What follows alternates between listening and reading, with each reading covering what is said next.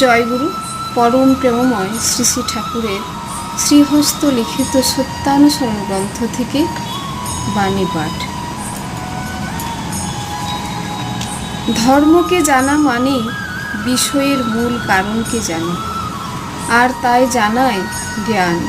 ওই মূলের দিকে অনুরক্তি ভক্তি, আর ভক্তির তারতম্য অনুসারে জ্ঞানেরও তারতম্য হয়। যতটুকু অনুরক্তিতে যতটুকু জানা যায়, ভক্তি আর জ্ঞানও ততটুকু হয়। তুমি বিষয়ে যতটুকু আসক্ত হও, বিষয় সম্বন্ধে তোমার জ্ঞানও ততটুকু হয়।